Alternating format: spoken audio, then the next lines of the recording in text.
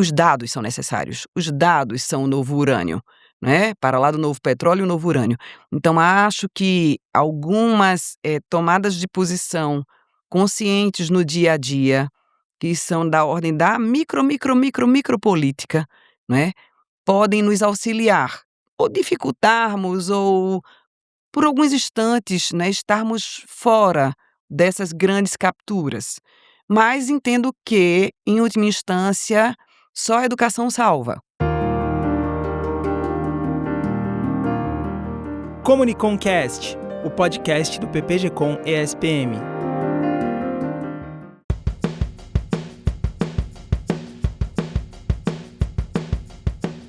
Olá, eu sou Cássio Martinez e você está ouvindo o último episódio da terceira temporada do Comuniconcast, o podcast do PPG-Com ESPM.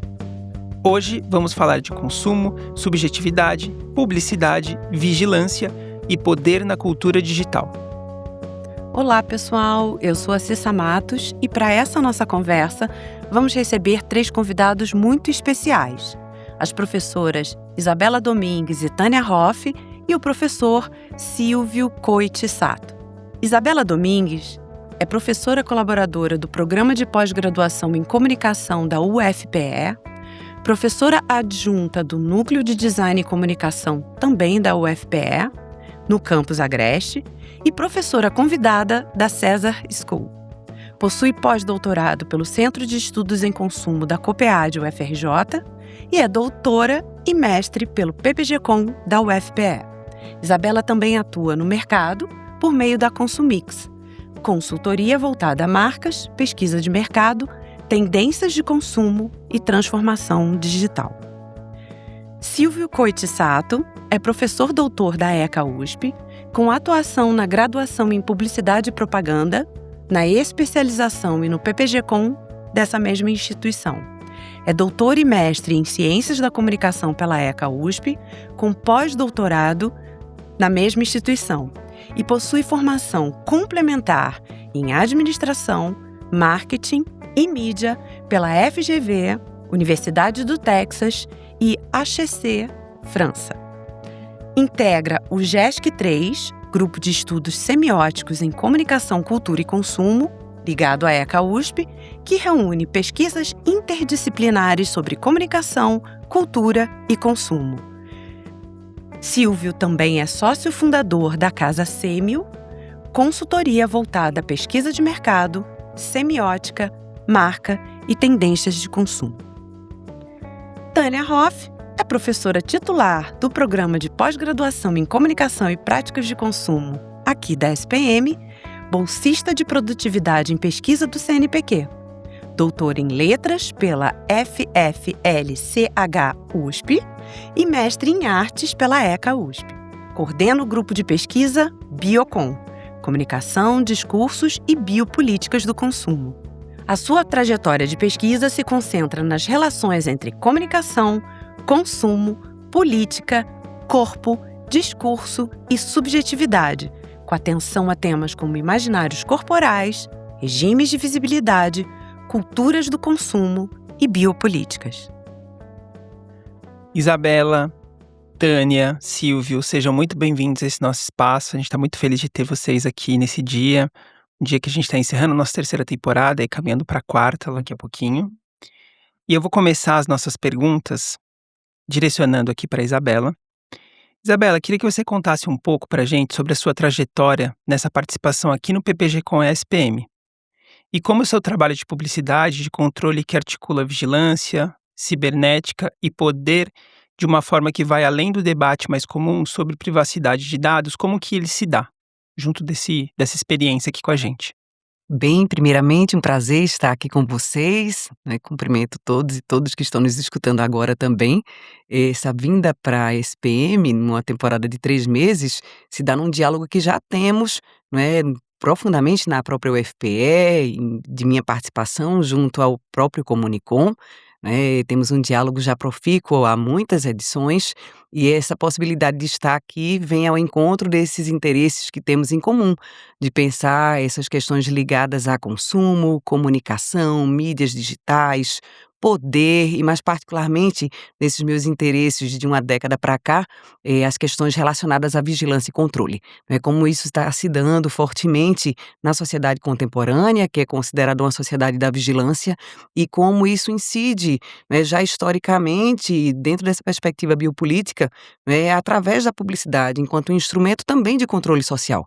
Na publicidade, a gente tende a pensar que é um instrumento, uma ferramenta, um dispositivo, na verdade, para anunciar, para vender produtos, serviços, posicionar marcas, mas a gente sabe que, na verdade, a publicidade também está dentro de uma perspectiva maior, né, como um instrumento de controle social e cada vez mais agora, nesse contexto das big techs, de um capitalismo de plataforma, de um capitalismo de vigilância, se transformando cada vez mais numa publicidade de controle, né, que nos controla de certa maneira através dos nossos rastros, dos nossos gostos, dos nossos cliques, dos nossos áudios e por aí vai. Então, para mim foi muito importante, está sendo muito importante estar em diálogo com o grupo aqui da professora Tânia, o Biocon, os demais grupos de pesquisa da SPM, né, em última instância o Comunicom como um farol nessas pesquisas e nesses diálogos.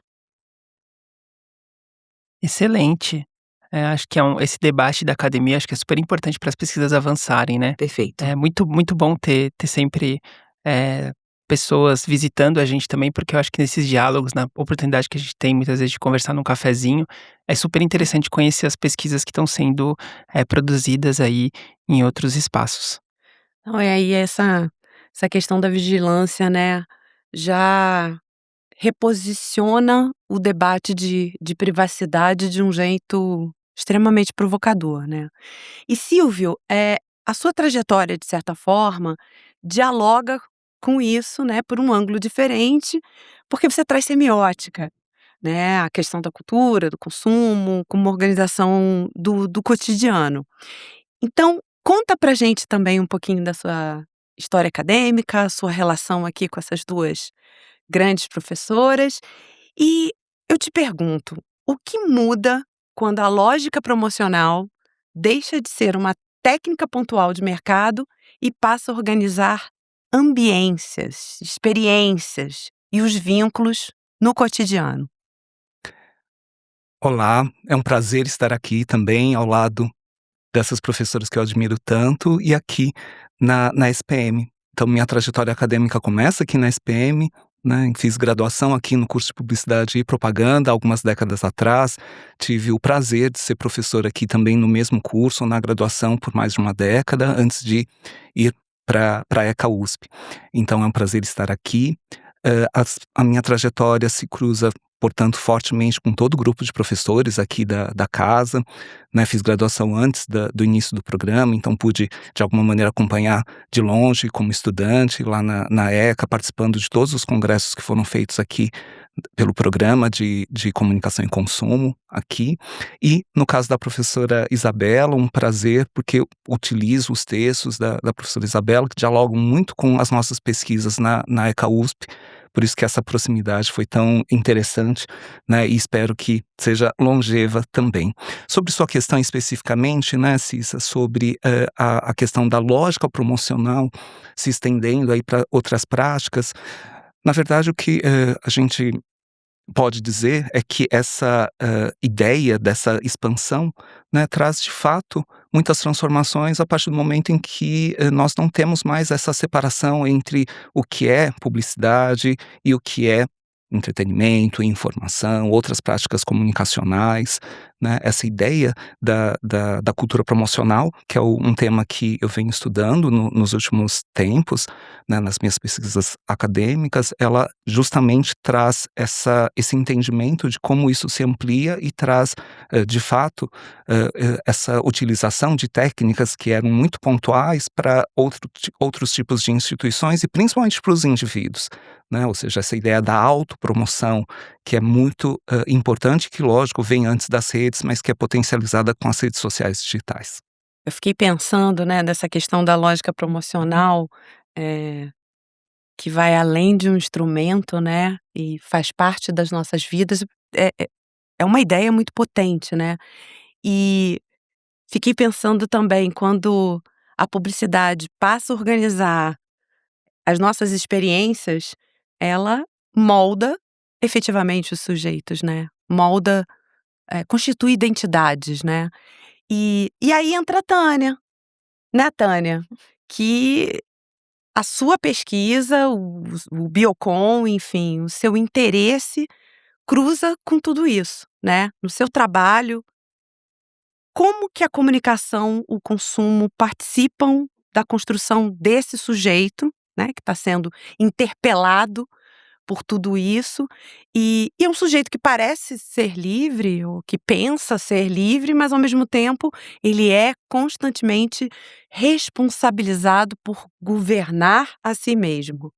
Bom dia. Queria, inicialmente, falar do prazer, né, da alegria de estar aqui nesse encontro com a professora Isabela e o professor Silvio.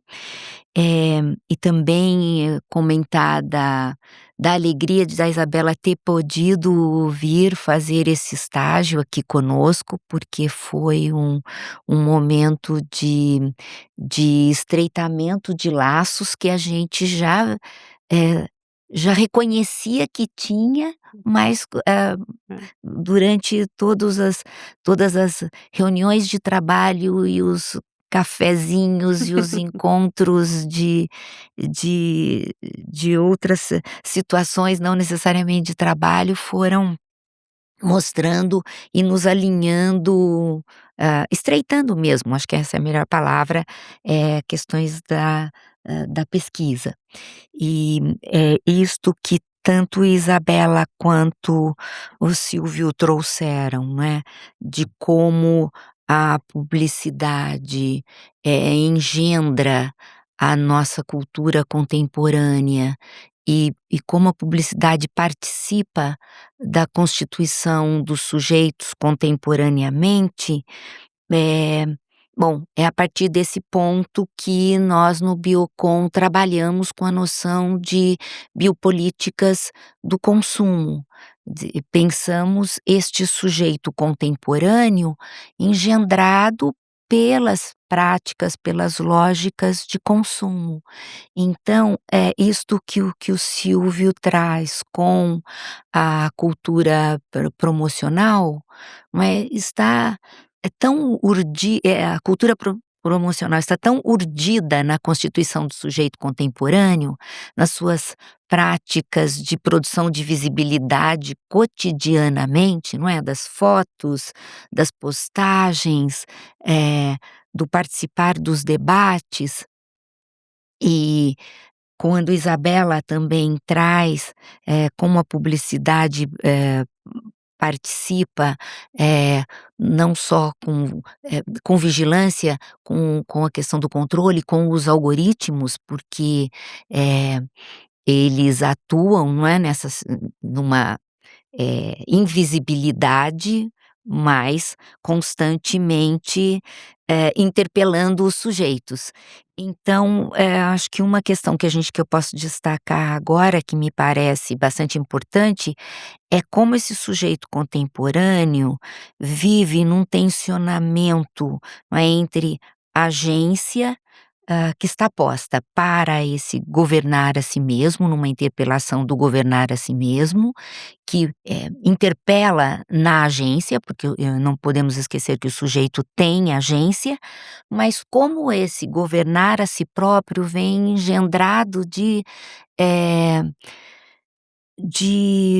aspectos de vigilância, de controle portanto, veja como o sujeito contemporâneo está numa situação muito complexa, né. Talvez eu não pudesse falar de uma captura total desta agência, mas pelo menos de uma gestão desta agência do sujeito contemporâneo. É. E se me permitem fazer um acréscimo, eu acho que já está surgindo um artigo científico potente aqui entre essas 3 falas, porque me parece que a cultura da promocionalidade, que transbordou as lógicas mercadológicas e está no nosso cotidiano, inclusive na publicização de todos nós nas redes, a partir da nossa necessidade, como a professora Tânia também pontuou, de nos visibilizarmos desses regimes de visibilidade, né, intensos, a gente percebe que a cultura da promocionalidade que transborda a lógica mercadológica vai nos levar, a partir deste autogoverno, de uma certa visibilização cada vez mais intensa e necessária e que sequestra nossas subjetividades, a alimentar as redes sociais digitais. Alimentar o capitalismo de plataforma. Então, vejam, na verdade, os 3 pilares de pesquisa aqui, da cultura da promocionalidade transbordante, né?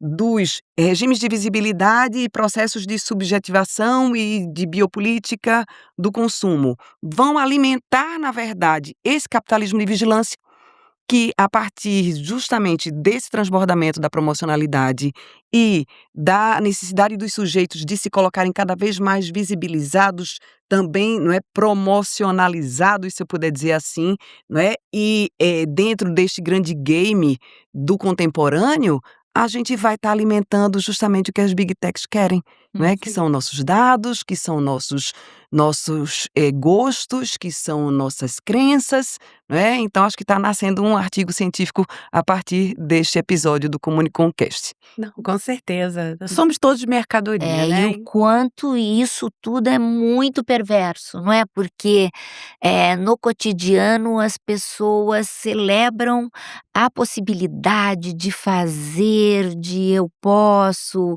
eu faço a gestão, eu tenho esse projeto, né? A ideia de projetos, de vida por projeto, mais capturados, sequestrados, como disse Isabela, nessa lógica de alimentar e de mais promover tanto a cultura de plataforma quanto o capitalismo Sim. de vigilância. Eu nunca vi tantas vezes em tantos textos o si, né? Governar a si mesmo, empreendedor de si, projeto de si, né? A responsabilização em cima da gente, né? E, enfim, adorei a ideia do artigo. Será que a gente Sim. pode pegar uma caroninha? Uma boa ideia, né. Eu achei muito interessante, vocês comentando, professora Isabela e professora Tânia, me veio na cabeça uma ideia que eu acredito que seja de um texto do Nick Coudry, que ele fala como as plataformas são pervasivas, né, dentro da sociedade atual. E aí tem uma lógica, e eu não quero errar, mas pode ser que eu erre, que deve ser do texto dele, que ele fala como isso atravessa a epiderme social. Eu acho que essa imagem da epiderme social é um efeito prático, assim, porque hoje em dia realmente a gente está cada vez mais imersos, né, nesse tipo de discurso de uma cultura promocional de fato, e ele tá a todo momento nas nossas mãos, né. Perfeito. Então, ontem mesmo eu estava caminhando na rua e vi 2 crianças, assim, assistindo um vídeo no YouTube enquanto andavam para casa com a mãe. E eu pensando: "Gente, vai tropeçar, vai cair". E aí o anúncio passando e ela assistindo um desenho, em meio à rua, assim, eu falei: "Gente, é um pequeno tempo, sabe, deslocamento da escola para casa". Ele é uma dependência mesmo, né, do próprio celular nesse momento, assim. Capturado, né? Um tempo capturado por essas lógicas. Exatamente. E aí, aproveitando aqui, Isabela, vou te fazer uma pergunta para a gente entender também como diferenciar hoje um engajamento real das marcas com causas sociais de processos de apropriação cultural e captura mercadológica da diferença. É curioso a gente pensar que vivemos nessa última década uma grande movimentação das marcas em relação a transformações sociais, de um engajamento maior, não é, em causas que foram visibilizadas. A gente está falando tanto de visibilidade, né? As redes sociais digitais, essa sociedade hipermediatizada, possibilitou que a gente visse outras realidades, não é? Que pudesse sentir a dor do outro em outros contextos. Isso fez com que, efetivamente, as pessoas se engajassem em apoio ou em contestação, o que nos levou, não é, a minha professora Ana Paula de Miranda a discutir o que a gente conceituou como consumo de ativismo. E esse consumo de ativismo efetivamente fez as marcas buscarem se aproximarem, não é, desses debates, desses diálogos. A gente não pode esquecer que na comunicação em rede, a gente está o tempo todo dialogando. Então, para fazer parte do diálogo, as marcas precisaram se aproximar dessas questões, não é? Inclusive precisaram tomar posições, porque os próprios consumidores, cidadãos, estavam cobrando dessas marcas, né, qual a sua posição, o que você pensa sobre isso, você é conivente, você, na verdade, lidera algum movimento de transformação, não é, de transformação dessas realidades, de diminuição dessas assimetrias. Enfim, foi um movimento que ganhou muita força nessa última década, mas que percebemos que com também a ascensão, até em contraponto, não é, de um olhar mais conservador, de um movimento articulado internacionalmente de grupos de direita, de extrema direita, cada vez mais, né, ganhando espaços de poder, espaços de governo, que há hoje já um certo refreamento desse ativismo das marcas, ou pelo menos dessa tomada de posição das marcas em se colocarem a favor ou contra determinadas situações.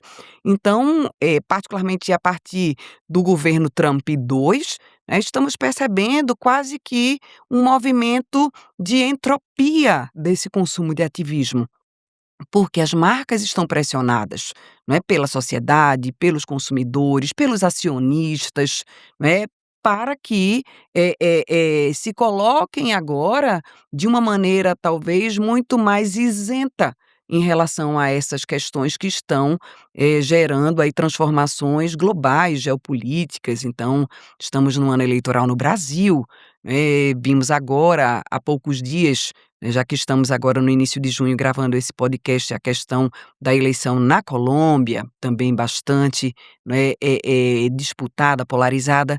Então, o que posso dizer é que efetivamente as marcas fizeram, né, boa parte delas, um movimento de se aproximarem desse olhar mais ativista por parte dos consumidores cidadãos, mas agora a gente já coloca inclusive como um tema de pesquisa a ser melhor explorado essa contramarcha, né, diante desse novo contexto. Não, super interessante, Isabela. Você foi comentando e eu fiquei pensando, a gente passa agora no contemporâneo também por um processo curioso, assim, do meu ponto de vista, que é, ao mesmo tempo que a gente perde algumas fronteiras, a gente reativa outras fronteiras, né? E me parece, e eu não quero também, obviamente, colocar tudo na conta das plataformas ou das big techs, mas parece que a gente borrou muito essas instâncias entre o que é privado e o que é público. E talvez nesse contexto, assim, o próprio consumidor, ele busca nas marcas esse posicionamento, né? Ele busca que a marca eventualmente tenha alguma posição ou coadune dos valores que ele coaduna, enfim, tem algo nesse sentido. E aí, eu vou fazer uma pergunta agora direcionada ao professor Silvio. Silvio, quando você fala em cultura promocional e ecologia publicitária, está descrevendo algo que vai muito além dos anúncios, né? Uma lógica que organiza experiências, vínculos e espaços. Onde termina a publicidade e começa a vida cotidiana? Ótimo, Cássio. Essa pergunta me faz pensar em duas questões. A primeira, relacionada de fato à publicidade, né, e nesse sentido até a própria formulação me lembra um texto da professora Isabela, que fala sobre publicidade do cotidiano, ou seja, como o cotidiano está permeado por publicidade, ou seja, talvez não exista uma vida cotidiana sem a publicidade. Claro que o cotidiano é formado por inúmeras práticas, mas certamente a publicidade está inserida numa prática religiosa, educacional, empresarial e por aí vai. Mas, dialogando até com as questões anteriores que foram muito bem trazidas aí pela professora Tânia e pela Isabela, essa pergunta me faz pensar numa questão que me parece central nesse momento, talvez um pouco mais maduro em relação ao cenário de consumo e de tecnologia que a gente vive, que é a questão dos limites, né? Então, quando você pergunta onde termina uma coisa, começa a outra, a gente está falando sobre limites que, como até na sua fala anterior, que acho que foi muito bem colocada, existem borramentos muito fortes, né? Limites do consumo, da publicidade, da vida pública, da vida privada. Então, nesse sentido, sem dúvida, a cultura promocional, essa ideia da promocionalidade, ela invade, de fato, espaços que precisam ser delimitados de uma certa maneira, né? Então, por exemplo, nós não estamos falando somente do ambiente tecnológico, digital, virtual, né? Seria, acho muito fácil a gente, né, jogar toda a conta para as plataformas. Quando a gente pensa na cidade, né, essa cidade promocional, né, a nova Times Square, aí esse projeto da Prefeitura de São Paulo, não é, Tânia? Ou quando a gente pensa no Parque Ibirapuera, todos os parques públicos, a exploração comercial, que lógico, por um lado traz uma série de benefícios, de viabilidades, né, em função aí de modelos aí de gestão, de limitações orçamentárias, mas também traz questões aí muito sensíveis em relação à ocupação desse espaço público, que deveria e deve ser preservado também. Então, o que me traz uma felicidade dessa discussão é justamente perceber como nós estamos num momento mais maduro em relação a esse contexto, né? Então, não pode existir essa naturalização, porque é muito perversa, como a professora Tânia comentou, né? Sem dúvida, existe uma necessidade muito importante, uma responsabilidade enorme da nossa parte como pesquisadores e também como educadores, no sentido desse letramento contra essa naturalização que precisa de fato ter algum tipo de limites. Quando você comentou, Cássio, sobre esse exemplo das crianças no celular, puxa, levou 2 décadas para que nós, como sociedade, tivéssemos alguma regulamentação em relação ao uso dos celulares na educação fundamental, né, para o uso das telas por bebês, por crianças. Nós, como sociedade, não sabíamos disso. Levou um tempo. É muito difícil nós, como pesquisadores, tentarmos analisar um fenômeno quando ele está acontecendo. A gente não tem nem esse distanciamento, né? Então é um pouco perverso também para nós, como pesquisadores, como avaliar algo que ainda está ocorrendo. Mas eu acredito que nós estamos agora num momento um pouco mais maduro em que essas discussões afloram e com certeza serão muito produtivas e úteis para a sociedade. Muito bom. Eu fiquei pensando aqui, enquanto você estava falando, Silvio, sobre como também nós, enquanto pesquisadores, acabamos tendo agora uma instância. A gente parece estar sempre meio que com a lupa na mão, né? Tentando olhar o que está acontecendo por trás dessa mensagem. Eu acho que essa lógica da cultura promocional nos obriga a pensar isso, né? Será que esse discurso ele é mais publicitário? Quais são os ordenamentos que estão por trás desses discursos? Essa essa última semana eu assisti um vídeo do professor Karnal conversando com a Claude, né, que é a inteligência artificial, e eu fiquei super, por um lado intrigado para ver a conversa, mas por outro lado pensando: que tipo de, né, ordenamento existe aqui? Se isso está ajudando a fomentar uma Sim. estrutura de. Obviamente, a gente tinha em alguma instância, no passado, se eu não me engano, um enxadrista que jogou com uma máquina e Sim, perdeu, e eu fiquei fazendo essa analogia, né, será que a gente não está vendo uma coisa se repetir aqui Sim. para comprovar essa eficiência tecnológica frente ao pensamento, né, acho que é uma. E eu sempre fico pensando nesse discurso publicitário que está por baixo dessa informação.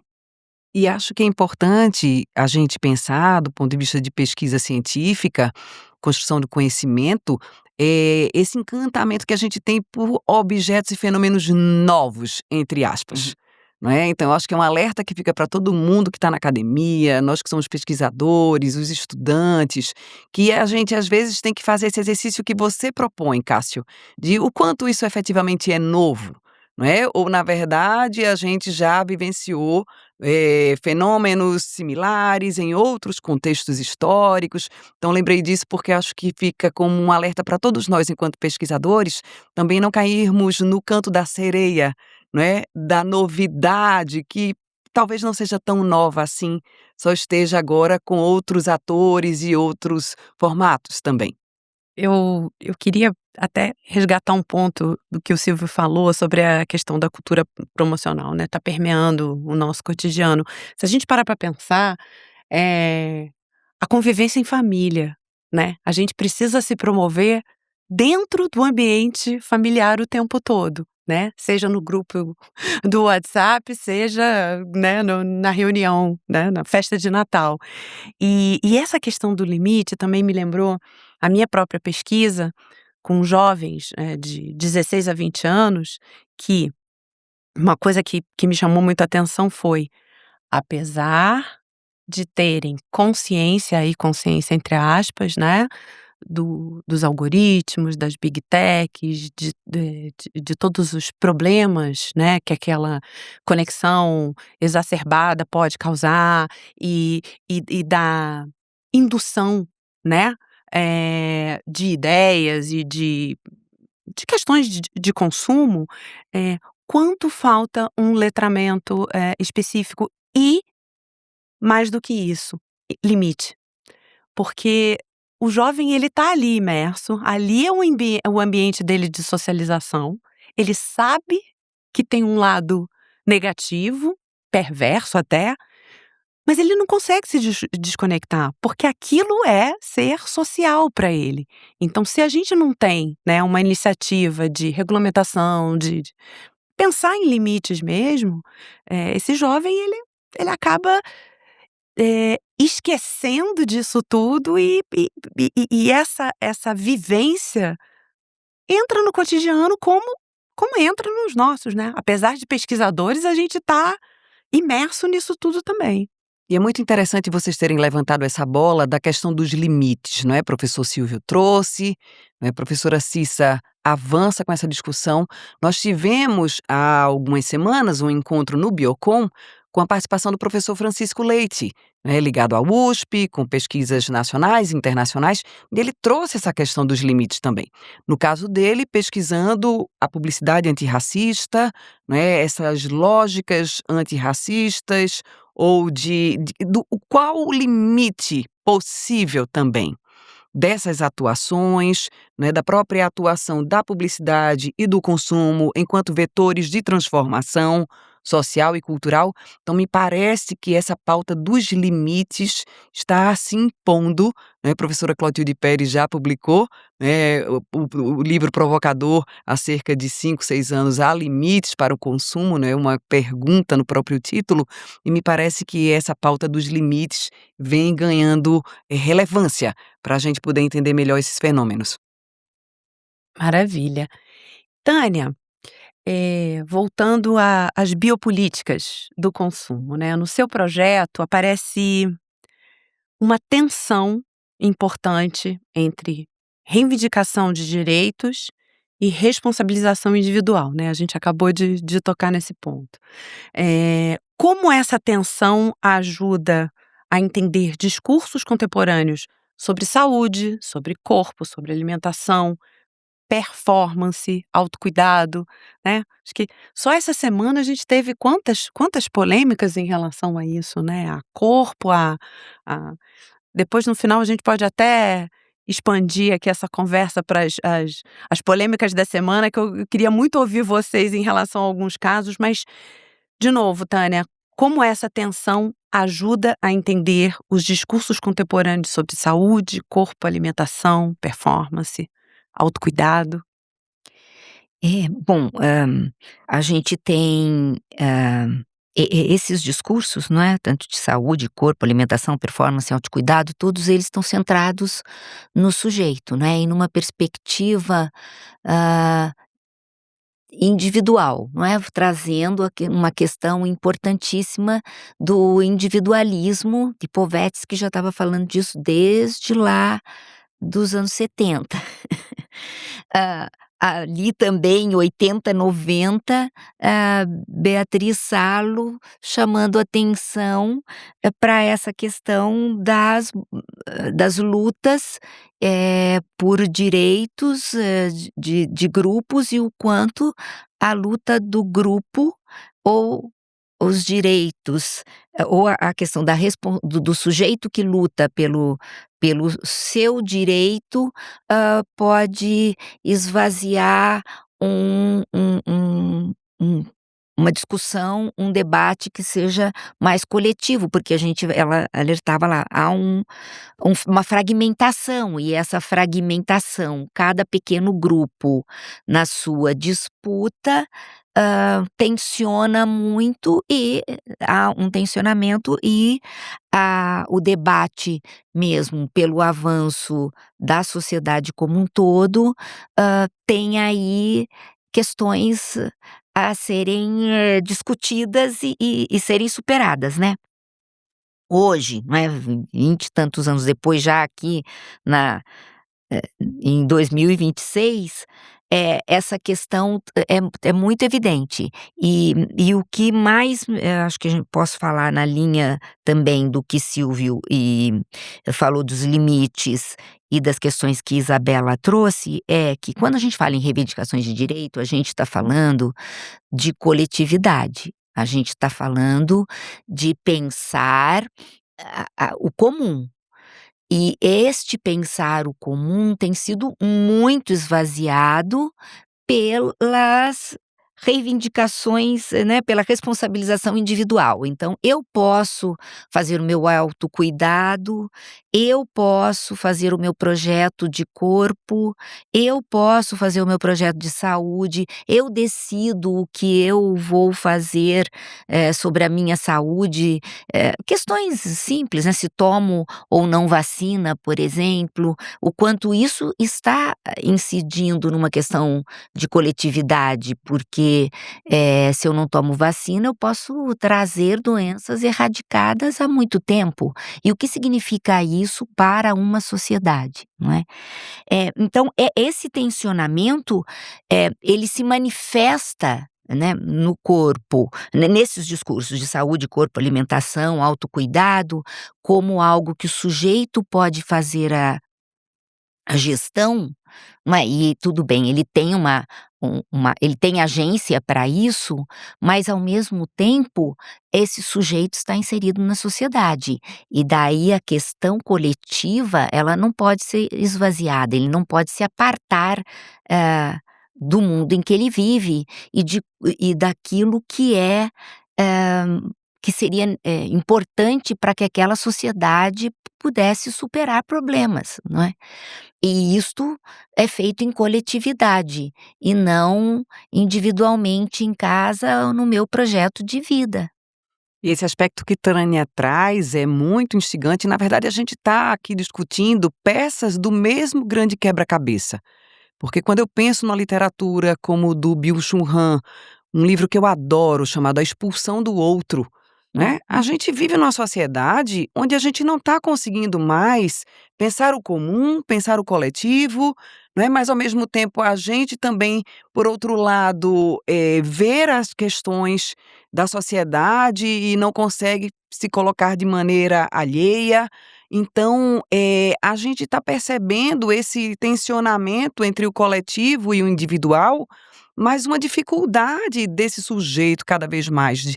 Diante desse contexto, né, eu gostaria de ter desenvolvido uma pesquisa, ainda não fiz, que seria uma viagem para pensar o que eu nomeei, tentei entender como as máquinas da solidão, né, os smartphones como máquinas da solidão. Você consegue resolver tudo sozinho? Se eu conseguiria ir daqui para a Europa sem falar com um ser humano? Talvez sim.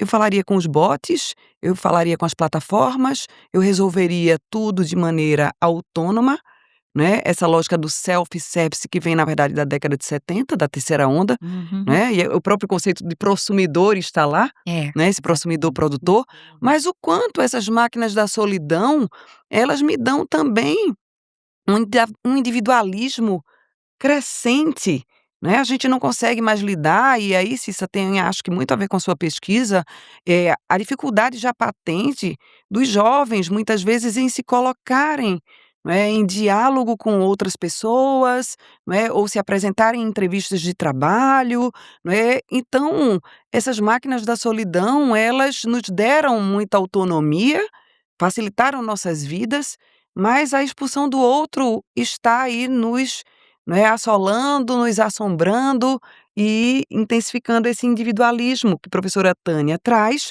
e que, na verdade, está nas raízes da cultura do consumo. Não é só a gente visitar o livro do professor Don Slater, Cultura do Uhum, Consumo e Modernidade. uhum. As bases da cultura do consumo estão atreladas ao individualismo, mas talvez não o individualismo nessa conformação tão perversa, não é, e assombrosa que a gente vê no contemporâneo.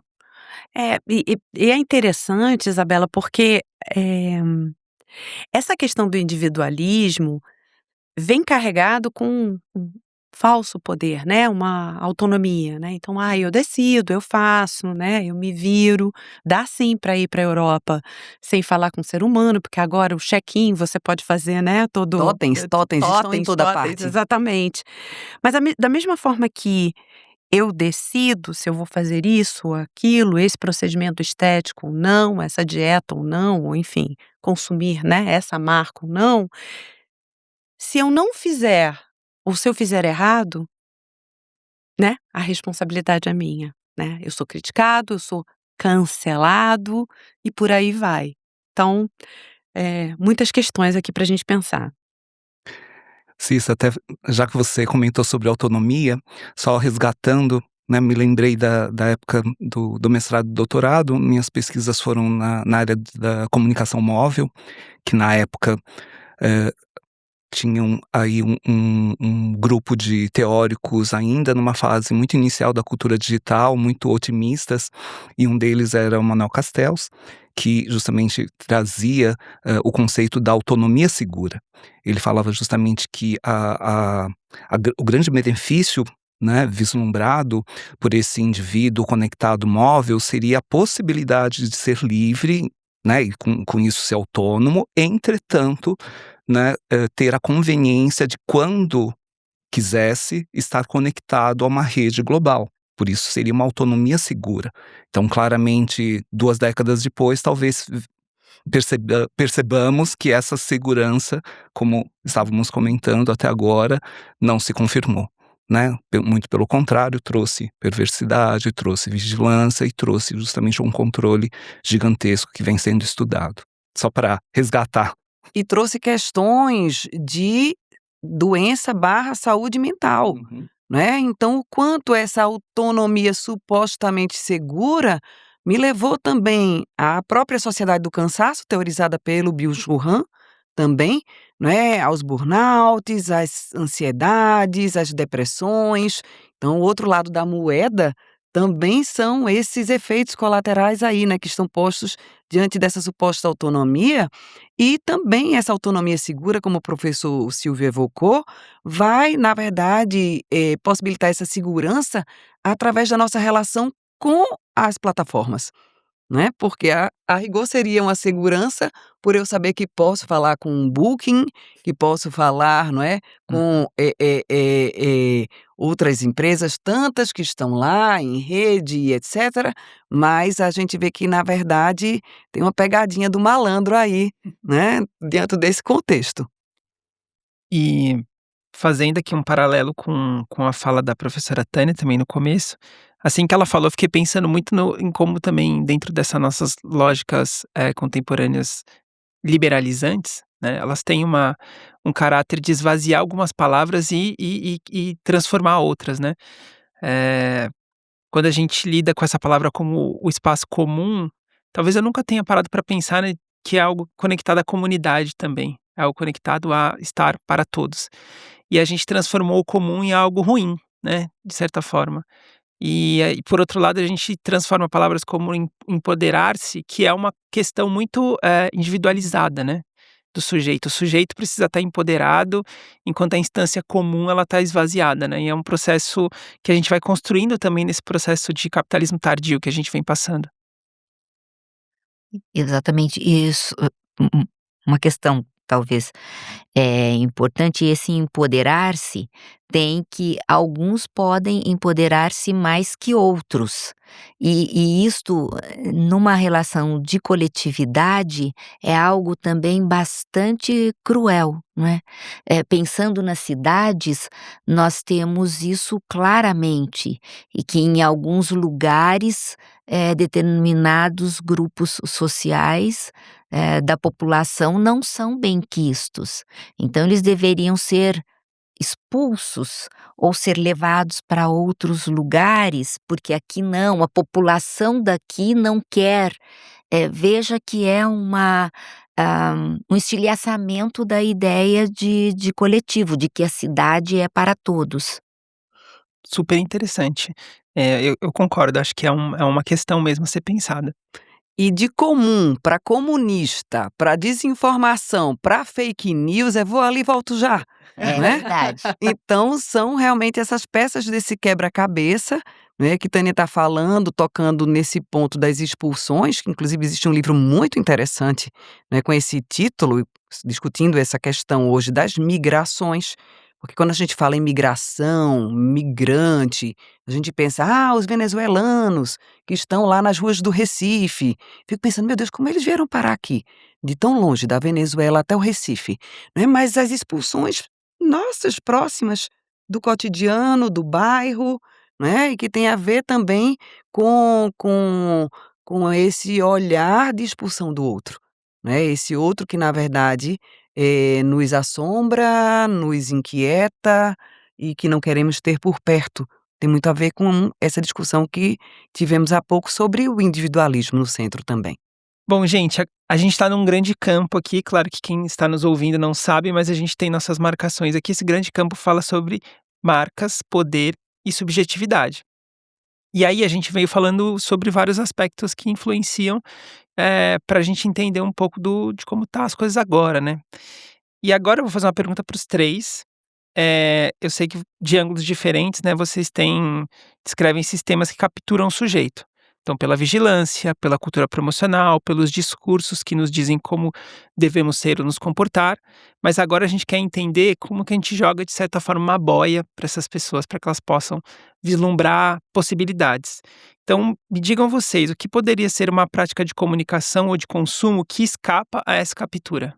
Bem, eu acho que hoje, ler livros físicos para mim é uma escolha política, né, não só porque eu venho de uma geração que foi habituada a ler livros físicos, mas, entendo que é uma atitude política no sentido de sair das telas, de sair dessa lógica, né, mediada por telas o tempo inteiro e que do outro lado das telas muitas vezes estão justamente as plataformas, as big techs, as capturas de dados. Falamos há pouco dos totens, não é? Por que a proliferação dos totens? Os totens se multiplicam como gremlins. Quem é jovem, 30 a menos, não vai saber o que são gremlins. Gremlins são personagens de um filme do Spielberg, né, que se multiplicavam, se reproduziam loucamente. Então, por que totens em toda parte? Porque os dados são necessários, os dados são o novo urânio, né, para lá do novo petróleo e o novo urânio. Então acho que algumas, tomadas de posição conscientes no dia a dia, que são da ordem da micropolítica, né, podem nos auxiliar, ou dificultarmos ou por alguns instantes, né, estarmos fora dessas grandes capturas. Mas entendo que, em última instância, só a educação salva. Então, educar o outro, se educar, estudar, é também um ato político, mais do que nunca. Sempre foi, né, porque a educação é que vai trazer, como o professor Silvio pontuou, a literacia. O entendimento de como essas coisas acontecem, funcionam, estão pré-estabelecidas dentro de uma sociedade que se quer tão livre, mas que se vê cada vez mais capturada efetivamente pelo mínimo passo, pelo mínimo áudio que dizemos ao lado do celular, e já está alimentando essas lógicas de vigilância e controle. Então, imagino que essa micropolítica nossa, cotidiana, assim como a educação, né, em grandes políticas públicas, é fundamental para a gente dar conta disso tudo. Perfeito.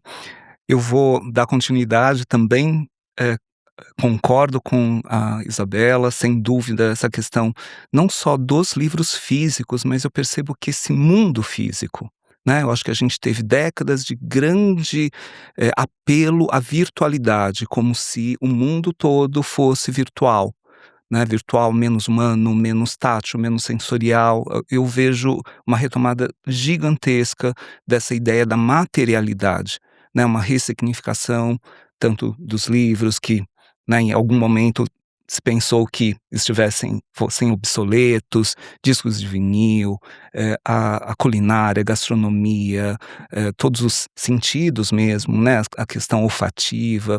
Eu acredito que muito dessa dessas alternativas e desses movimentos que vemos hoje em dia dizem respeito a essa tentativa, né? E acredito também que essa ideia de estar muito atento aos sinais, existem muitos movimentos aí, né, de alguma maneira que conseguem subverter ou pelo menos encontrar alternativas, né, contra essas posições hegemônicas que de fato são muito fortes, que estão muito presentes, né, fazendo com que exista uma visibilidade, um agendamento, né, como se dizia, né, de questões que parecem que precisam, né, que são onipresentes. Eu estou até espantado como até agora, passado algum tempo aqui do podcast, a gente não falou sobre inteligência artificial, né, que é um assunto monotemático, assim, é cansativo, né, aliás, desculpa, o Cássio comentou do close, né, dessa, então, essa ideia que parece muito naturalizada e que entra na vida de todo mundo sem a menor reflexão. Acho que essa reflexão é muito importante.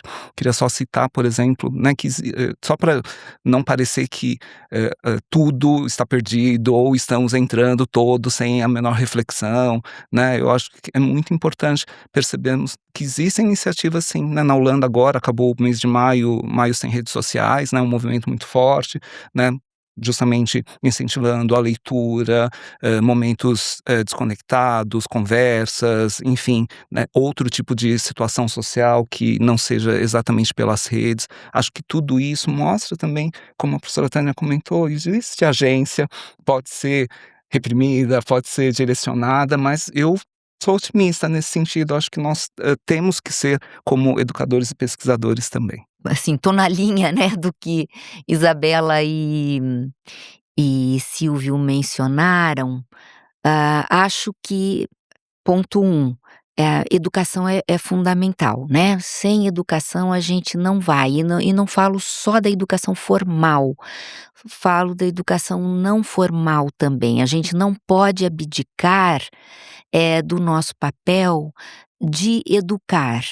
Não precisa ser um educador para ocupar esse papel, né, os pais não podem, eh abandonar seus filhos às telas, como se as telas fossem o melhor lugar. Então eles têm de ocupar esse lugar. A escola ocupa o lugar que ela tem de ocupar, mas ela não dá conta de fazer tudo isso sozinha.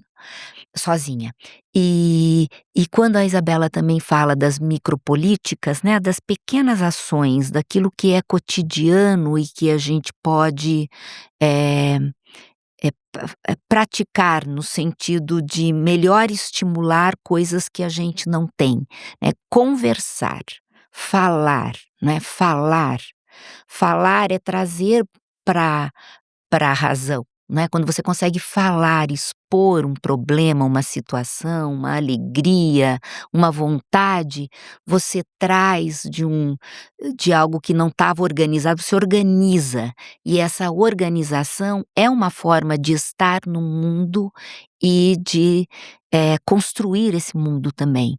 Então acho que essas interações, né, em família, com os amigos, eh elas são muito importantes para construir um núcleo duro emocional para as pessoas, né, porque as redes, elas não permitem essa construção de núcleo duro, né. Se eu tenho um problema, de onde eu tiro a minha condição de superar esse problema? Eu volto lá, né, para não, eu consigo. E esse fazer da vida, né, esse alinhavar a vida com as pessoas, com as dificuldades que a gente tem, aquele não gosta daquilo, aquele reclama, e como eu dou conta de tudo isso? E isso está na conversa, na interação social, que eu acho que a gente pode, e que é da ordem do pequeno, né, do micro, mas ela é muito poderosa, ela é muito potente para a gente ter sujeitos, mais fortalecidos, não exatamente empoderados, mas mais fortes para construir um mundo, para ter autonomia daí para pensar que mundo eu quero, não é, estar mais sendo levado ou em lógicas que não são locais, como as das plataformas, como as das big techs. E também pensei numa coisa que a gente tem falado muito em letramento, e a gente fala de letramento digital, mas acho que seria importantíssimo a gente pensar também num letramento para a vida coletiva, num letramento para a vida em comum, né, em comunidade. Te ouvindo agora, Tânia, me lembrei da minha banca, quando você me questionou da questão, do conservadorismo estar talvez aparecendo em algumas falas, né, dos jovens que eu entrevistei. E desde então eu venho pensando sobre isso, porque é claro, a gente está sendo atravessado, né, por isso e por tantas outras coisas, mas o fortalecimento vem dos valores, né. Então eu penso muito nisso, a questão de, sim, ler o livro físico, né, sair da tela, a educação que não vem só da escola, que vem da família. Esses valores, o que eu percebo, e aí, a partir da minha pesquisa, é a necessidade que os jovens estão tendo de resgatar valores. E claro, temos que ter o cuidado, né, deles resgatarem os valores certos, não sei, positivos, mas existe esse interesse de olhar para a família, né, para constituir uma família, ter uma casa, né, ter tempo para usufruir das coisas boas da vida. Então valores, né, é o que a gente tenta fazer, pelo menos, né, na minha casa. O que que é realmente importante? E importante não só para você, enquanto indivíduo, mas para o coletivo, né, para você contribuir com a sociedade, com a comunidade na qual você vive. Então, obrigada pelo seu questionamento que me faz pensar até hoje. E eu fiquei pensando também, professora Tânia, nessa sua fala, acho que na fala dos 3, assim, de uma forma muito, eh, acho que de uma forma muito me questionando mesmo sobre a capacidade que a gente tem também de agência dentro dessas lógicas, e se a gente não tem também que, pensar na possibilidade de como a gente fortalece a agência dos sujeitos. Esses tempos eu tenho conduzido uma pesquisa com jovens, né, por conta também da tese ali, e surgiu um pequeno excerto ali dentro de uma pesquisa que me deixou curioso. Eu perguntei isso em sala de aula para alguns alunos, assim, que é: vocês entendem que vocês têm capacidade de educar o algoritmo? E assim, é comum eles falarem que sim, eles entendem que sim. E eu me questiono, assim, como pesquisador, como sujeito mesmo, se as próprias pessoas que estão nas big techs têm capacidade de educar, que eu acho que eles têm uma visão muito mais sobre se aquilo dá lucro ou não, e se estiver dando lucro não mexe, e o jovem na ponta ele tem essa certeza. Ao mesmo tempo que eu imagino o quanto esses algoritmos também, de certa forma, estão educados a apresentar uma lógica de cultura promocional, apresentar uma capacidade, uma instância de governança e de vigilância também, né, e de, obviamente, trazer ordenamentos para a vida desses indivíduos, mas eles têm uma ciência de que eles conseguem educar. Na minha cabeça pareceu como se fosse um pet, assim, você tem um cachorrinho e você educa ele para fazer algo que você quer. Só que é como se fosse um cachorro que também tá pegando suas informações e passando por uma Amazon da vida, entendeu. Então, eu não sei em que instância isso acontece, assim, mas me deixou curioso, e essa fala de vocês me lembrou essa questão da agência, assim, se não seria também o fato da gente tentar fortalecer esse processo de agência das pessoas, para que elas possam ter, pelo menos capacidade de entender quais são as escolhas que elas têm. Nesse sentido, a gente, eu faço parte da rede Lavitz, de rede de estudos sobre vigilância, tecnologia e sociedade, é uma rede latino-americana de pesquisa, mas que também envolve, as instâncias ativistas, os movimentos sociais, e a gente vê alguns movimentos de contra-vigilância com os jovens, por exemplo, maquiando uma parte do rosto para evitar as câmeras de reconhecimento facial da cidade. Não é? Então, as câmeras elas estão programadas para conseguirem fazer o reconhecimento facial, não é, e checar aquela identidade com um banco de dados a partir de determinados pontos do rosto, os olhos, o queixo e tal. Eu não vou saber dizer agora especificamente, mas sei que, na verdade, há já uma movimentação de contravigilância de agência, como a gente está discutindo, não é, de jovens que optam, então vou passar uma tinta azul, um blush, alguma coisa num lado do meu rosto, que eu vou passar por essas câmeras ao longo do meu dia e ela não vai conseguir me identificar. Então eu acredito fortemente na agência também, nessa capacidade de ou educarmos, esses algoritmos ou também, né, criarmos as, derivas, as astúcias. Eu particularmente tenho um interesse muito grande de estudar as astúcias, né. Tem um livro curioso dos estudos do discurso chamado Não Contavam com Minha Astúcia. Pois é, então eu acho que a gente tem que cada vez mais exercer esse poder também das nossas, né, contravigilâncias e das nossas astúcias do bem. Complementando também sobre essa questão das agências, acho muito importante quando a gente fala da lógica, promocional, eh nós estamos nos referindo aos mecanismos, entender como funciona.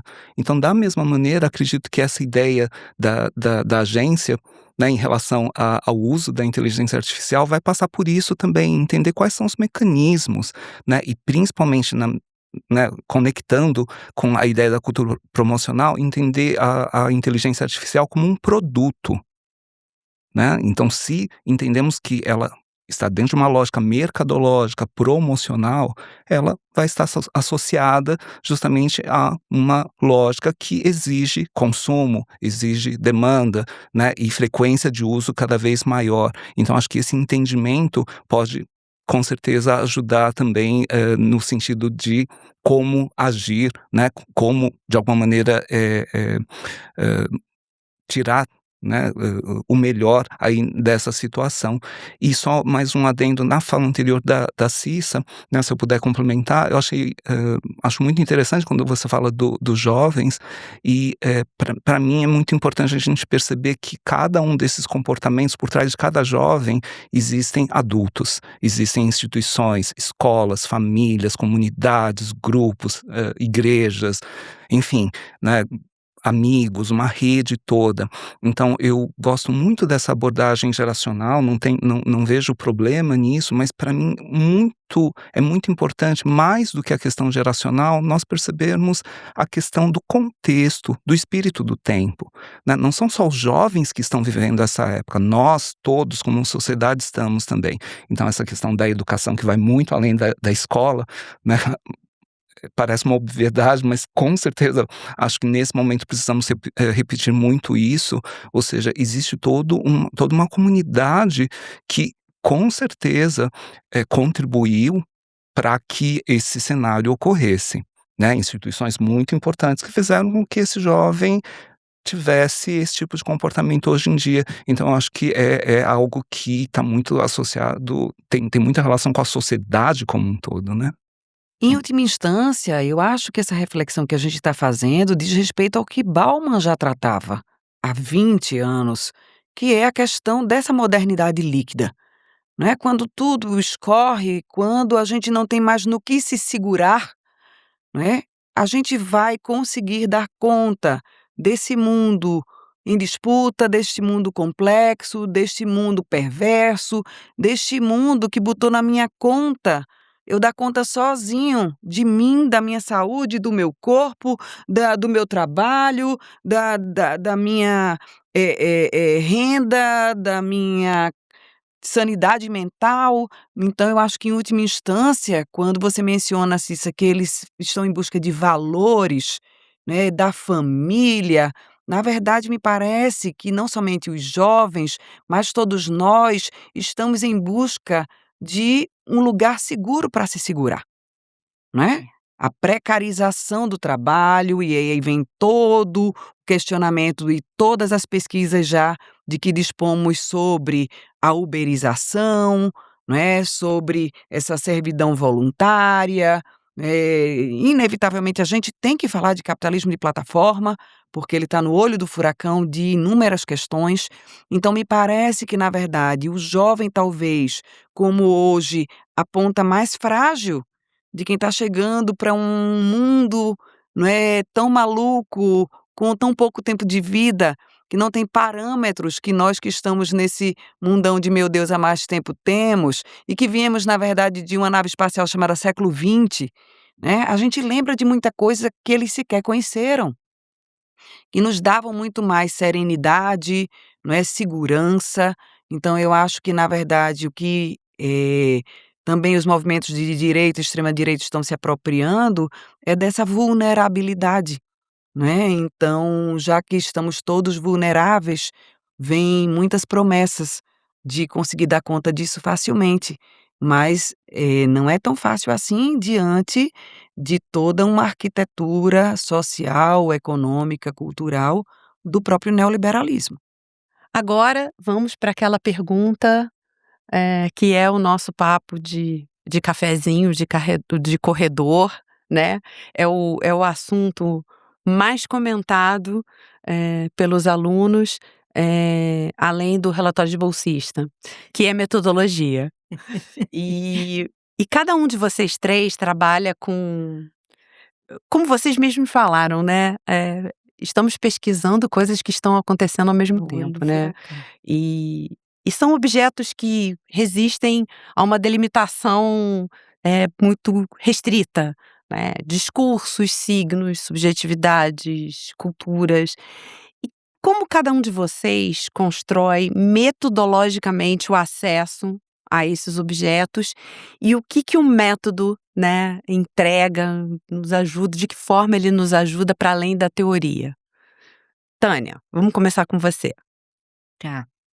Eu acho que o método é assim, ele, quando você pergunta além da teoria, uma coisa que eu preciso que é importante lembrar é que ele está, ele parte, né, ele não está solto, fora da teoria. Então, os autores que a gente mobiliza para discutir, para investigar determinados temas, eles nos dirigem para determinadas metodologias, né, para os métodos, enfim.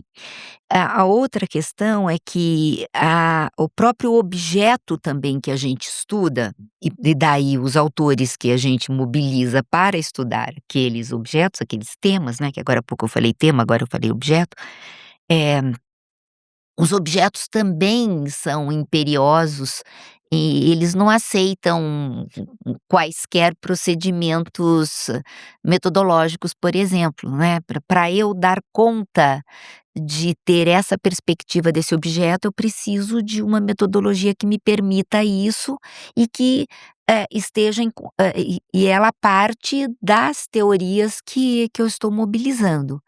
Então, esse é um aspecto que acho que a gente precisa sempre partir disso. A metodologia não é uma coisa à parte, né, de que às vezes acontece com os pesquisadores em início de processo, e que: "Olha, eu já montei tudo aqui, só que agora metodologia, o que eu faço?". Eu falei: "Então vamos voltar, vamos olhar para tudo que você já fez, que certamente dali a gente tira a metodologia". Professora Tânia já gabaritou a resposta, então pouco a adicionar. Na verdade, o que eu acho que é importante, metodologia é sempre um bicho-papão, né? Ela não é um bicho-papão, porque na verdade a gente precisa, como foi pontuado tão bem por professora Tânia, deixar o objeto falar, né? O objeto tem agência, como a gente estava dizendo.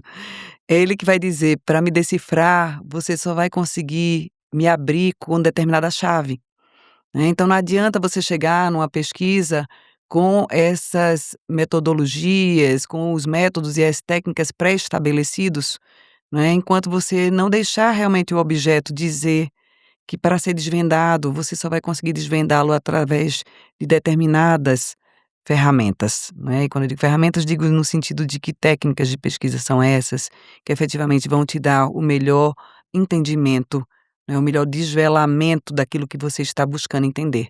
Então uma recomendação que eu gostaria de deixar é não se aflijam com a metodologia. Ela vai emergir. Você, enquanto pesquisador, precisa, na verdade, se municiar de conhecer quais os métodos e as técnicas que estão, né, disponíveis no campo em que você atua, no nosso caso, no campo da comunicação, na interface com os estudos do consumo, particularmente, e ao estudar metodologias, você vai poder ter esse grande repertório claro para, quando o objeto escolhido se apresentar, você entender que a melhor chave para abri-lo é aquela, né. Então estudar metodologia é fundamental para que a gente possa ter repertório, para que a gente possa ter entendimento de quando uma entrevista em profundidade será mais eficaz, de quando um grupo focal será mais assertivo, de quando uma etnografia será efetivamente o que se necessita. Então vamos estudar metodologia para que quando a gente se encontrar com o objeto, a gente poder dispor aí desse canivete suíço aí, cheio de possibilidades para abrir esse objeto. Perfeito. As 2 falas anteriores me lembraram de 2 pontos também. O primeiro, em relação a essa ideia dessa construção integrada, me lembra a disciplina e o livro da professora Maria Imaculata Vassalo Lopes.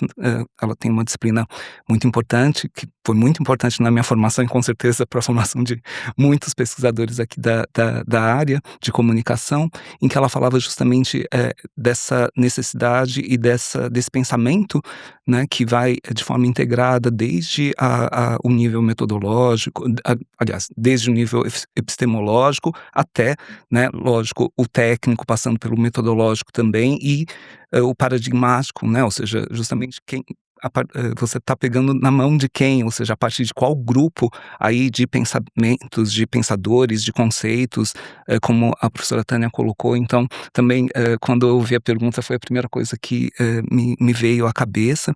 E o segundo ponto, falando um pouco do nosso grupo e também da nossa filiação teórica, que é da semiótica peirciana, nós entendemos, porque muitas vezes se entende a semiótica peirciana ou a semiótica de uma forma geral no nível técnico ou no nível metodológico, mas a nossa abordagem é justamente que a semiótica e os conceitos particularmente peircianos sejam os nossos companheiros desde como paradigma, como conceitos aí teóricos, e que sigam durante a pesquisa toda, até porque pelo menos na nossa perspectiva, eles são muito rentáveis também nessas novas dinâmicas, nesses objetos que surgem, ou seja, tem conceitos que têm sido muito importantes para nós, não só peircianos, mas também peircianos. Então, quando, por exemplo, a Isabela comentou sobre a questão da desinformação, das fake news, todas essas questões que estão associadas também ao letramento, à educação, ao entendimento dos cenários ou da circulação das informações, conceitos de Peirce, como a questão da comunidade de interpretantes, ou os contratos, a fixação da crença, ou os contratos de veredicção, aí já da perspectiva guermasiana. Acredito que tudo isso ajude muito no entendimento do que está acontecendo hoje em relação aos processos tanto de consumo quanto de comunicação também. Eu gostaria de fazer um acréscimo, no sentido também de convidar todo mundo que está escutando a gente, que pesquisa, que está na academia, a se abrir para a possibilidade de, entendendo o seu objeto, propor também como combinar métodos e técnicas, não é? A gente volta para a questão, o objeto vai dizer como ele vai ser desvendado, mas eu acho que é um papel criativo também do pesquisador, e fazer pesquisa científica pode não parecer algo criativo, né, para o senso comum. Pensamos em ciência como racionalidade, como objetividade, mas o fazer científico ele é muito criativo, né? Eu acho que um ponto importante da caminhada de pesquisa e da construção da formação de um pesquisador é o quanto ele pode também ser criativo na composição da sua metodologia, né, e ser criativo não no sentido de ser irresponsável, vou aloprar, vou propor uma metodologia aqui que não tem nada a ver nada com nada. Não, criativo no sentido de, ao olhar aquele objeto, entender como ele, será melhor descoberto, desvelado, poder sim combinar talvez, não é, o que a gente chama de pesquisa multimodal, né. Então fica esse convite de olhar esse objeto com carinho, com atenção, e enquanto pesquisador se colocar também de uma forma criativa. Não temer a metodologia, estudá-la para poder manejá-la da maneira mais consciente e criativa possível. Uhum. E acho que disso que a Isabela está falando, tem um outro convite, talvez um convite eh, mais de uma ordem prática, mas ligado a essa questão criativa do pesquisador, que no nosso campo, na comunicação, muitas vezes, a gente vê uma certa timidez do pesquisador em relatar todo o percurso, todo o desenvolvimento e o amadurecimento que ele teve para chegar à metodologia adotada. E o convite, a partir do convite da Isabela, que eu faria é isso, para a gente eh, permanecer mais, para a gente dar mais evidência a esse processo de como a gente, como pesquisador, foi amadurecendo e então definindo qual método ou qual metodologia ele vai trabalhar. Isso enriquece muito a pesquisa, revela esse caráter criativo da pesquisa acadêmica e revela também um amadurecimento do pesquisador, não é, dele: "Ah, mas isso não é importante. Ah, isso não estava bom, então eu desisti disso e fui para outro caminho". Mas é importantíssimo a gente dizer, né, inicialmente eu estava indo por aqui, mas me deparei com essa dificuldade, e então superei essa dificuldade de tal maneira. Isso enriquece muitíssimo a pesquisa e fortalece o campo da comunicação, né, no aspecto tanto epistemológico quanto metodológico. E entender que os percalços não são demérito, não é? Porque quando a gente vai, entregar a dissertação ou a tese para a banca, a gente, claro, quer que ela esteja ali polida, brilhando, não é? Impecável. Mas, como a professora Tânia pontuou, você relatar a caminhada, metodologia é caminhada, não é? Como foi a caminhada? Como foi o passo a passo? Então, relatar os percalços também é motivo de orgulho, de engrandecimento do entendimento de que, ao se deparar com dificuldades, com obstáculos, você, enquanto pesquisador, soube manejar o leme, né, do seu barco rumo a conseguir efetivamente atingir seus objetivos. Então, faço coro aqui com esse convite. Perfeito. E aproveitando então que a gente está fazendo essa contribuição e a gente falou bastante sobre comunidade aqui hoje, eu acho que vou dar uma dica de um aluno, de que eu acho que tem 2 pontos importantes para pensar o percurso metodológico, que eu acho que na fala de vocês isso é bem importante, eu acho que se você pesquisador sente também que talvez você não esteja indo num caminho coerente da sua metodologia, a pesquisa se faz em comunidade, né, então a troca com o campo, a troca enfim, nos espaços em que a gente pode apresentar pedaços da nossa pesquisa, né, a conversa com o orientador, isso ajuda a modular o espaço de possibilidades de uma metodologia, né, pra gente conseguir construir ela bem feita, assim. Exatamente. Gente, sei que é um momento que eu não gostaria de chegar, mas estamos encerrando. E aí, nesse nosso encerramento, eu vou pedir para cada um de vocês fazerem uma recomendação para quem está ouvindo a gente possa sair daqui com extensões, né, possíveis. Então pode ser livro, pode ser filme, pode ser exposição, pode ser qualquer coisa que vocês achem que toca esses temas que vocês trouxeram e como a gente poderia ampliar isso. Então deixo a palavra com vocês. Bem, eu gostaria de deixar, até por conta desse último tema de que tratamos, a dica de um livro que já é um clássico na nossa área, acredito, ele tem aí quase 20 anos de publicação, menos um pouco, que é o Métodos e Técnicas de Pesquisa em Comunicação. É uma coletânea de pesquisadores renomados da nossa área e que funciona, eu acredito, como um grande self-service de técnicas de pesquisa, né. É um livro que eu recomendo para todo mundo que está iniciando, quem está na iniciação científica, quem está indo fazer aí seu TCC e particularmente nós que nos deparamos aí a partir de um mestrado, né, cada vez mais com a necessidade de desvendarmos os nossos objetos de interesse e como foi falado aqui, né, objetos que estão no olho do furacão, Nós, particularmente nós 3, estudamos, vocês também, temas que estão agora, acontecendo, se conformando e exigindo justamente esse olhar atento a eles. Então eu gostaria de deixar esse livro, Métodos e Técnicas de Pesquisa em Comunicação, como uma recomendação para que a gente não tenha medo da metodologia, para que a gente se abrace com ela, e a partir dessa pluralidade de possibilidades de métodos e técnicas de que dispomos, possamos realmente, desvendar os nossos objetos da melhor forma e com isso contribuir para a transformação da sociedade e, em última instância, das pessoas.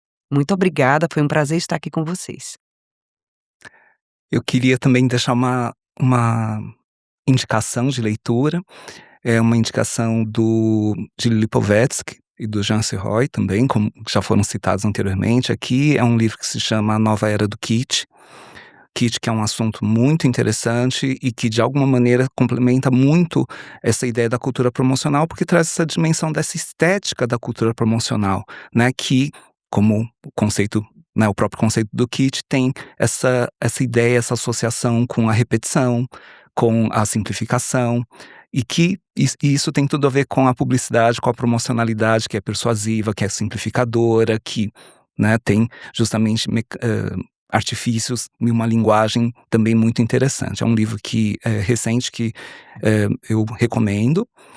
E para não ficar só em literatura de professor, também queria recomendar espaços de contemplação. Acho muito importante, e como vocês deram a dica aqui sobre exposições, acho que essa ideia de viver a cidade, exposições inúmeras, né, uma recente que está em cartaz na Pinacoteca é de um artista camerunês, Pascal Martin Taillou, que se chama Nocaute, uma exposição muito interessante, primeira individual desse artista aqui no Brasil. Acho que essa ideia, esse momento que estamos vivendo na arte é muito importante, com novos artistas, essa ideia de ter acesso, né, a essas cabeças que trazem coisas que estão muito à frente, que podem sinalizar coisas importantes. E por último, uma dica de série, né? Eu sei que estamos inundados aí por tantas e tantas séries nos streamings, né? Muitas delas muito padronizadas, pouco profundas, mas uma série que tem, acho que, muito a ver com o que discutimos aqui sobre individualismo é a Pluribus, da Apple, né? Que teve uma primeira temporada agora, segunda temporada prometida, e que para mim foi uma das melhores séries dos últimos tempos, que explora exatamente essas questões de como o individualismo, a individualidade exacerbada trouxe tantas questões, e o quanto que essa questão do coletivo traz, lógico, possibilidades muito interessantes, como a gente comentou, mas que também precisam ser muito bem pensadas, ou seja, como essa convivência não tem resposta simples, porque é realmente algo muito complexo. Também agradeço pelo convite, foi um prazer participar dessa conversa.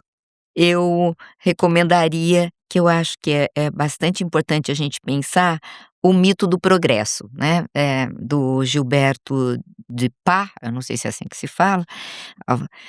Por que o mito do progresso? Porque a gente pode, nesse livro, desconstruir a ideia de que a gente está num eterno progresso e que tudo está sendo resolvido, e desse mesmo autor tem, que eu também estou lendo agora, por conta de pensar os imperialismos contemporâneos, as tensões contemporâneas entre público e privado.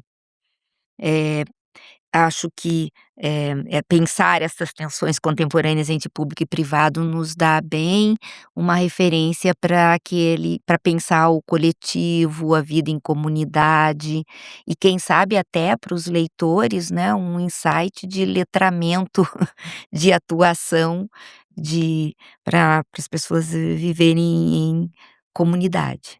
Perfeito, gente. Queria agradecer à professora Isabela, professora Tânia e o professor também por estar aqui com a gente hoje. Muito obrigado por essa conversa, foi um prazer. Estejam sempre convidados. Esse é um espaço que a gente gosta muito de receber, porque a gente acha que a pesquisa, como a gente fala, né, a gente fica às vezes um mês para fazer um grupo de pesquisa, para contar um pouco da evolução das nossas pesquisas, e aqui a gente tem um espaço para discutir em diálogo com a própria academia. Então, muito obrigado por fazer parte desse momento com a gente. Você ouviu a terceira temporada do Comuniconcast. Ficamos por aqui siga a gente no canal PPG-Com ESPM do YouTube e do Instagram. Você também pode ouvir o nosso podcast no seu tocador de áudio favorito. Ative as notificações para ser avisado sempre que lançarmos novos episódios. Um abraço e até a 4ª temporada.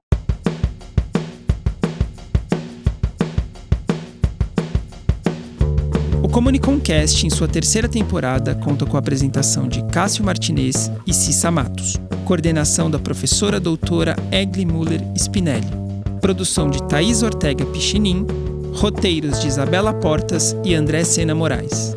Edição de Gabriel Castro. Gestão de e-mails e mídias, Mariana Neri, Lucila Campiglia e José Roberto Scarabello Júnior. Gravação e edição do Centro de Experimentação Multimídia ESPM São Paulo. Apoio: Escola Superior de Propaganda e Marketing ESPM São Paulo.